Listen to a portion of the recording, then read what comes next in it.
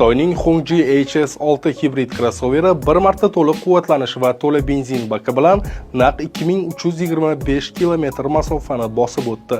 Model bu orqali Guinnessning yangi rekordini o'rnatdi. HS6 tashqi tokdan zaryadlanadigan hibridlar ichida eng ko'p masofa bosib o'ta olgan modelga aylandi.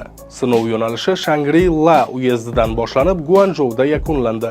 Bunda yo'l balandlikdan pastlikka qarab o'tgani uchun mashinada yaxshigina energiyani qayta tiklash imkoni bo'lgan. Hongji ishlab chiqaruvchisi FAW avtokonserni harakat vaqtida qanday tezlikda yurilgani haqida ma'lumot bermagan.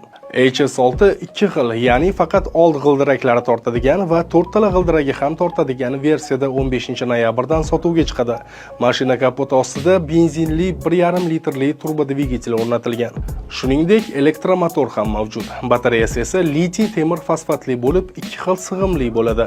23.9 kW va 39.5 kW. Bu mashinaga faqat tokning o'zida CLTC sikli bo'yicha 150 dan 250 km gacha masofa bosib o'tish imkonini beradi. Mashinaning maksimal tezligi soatiga 205 km ni tashkil qiladi. HS6 Xitoy bozorida $27-30 ming atrofidagi narx bilan sotuvga chiqishi taxmin qilinmoqda.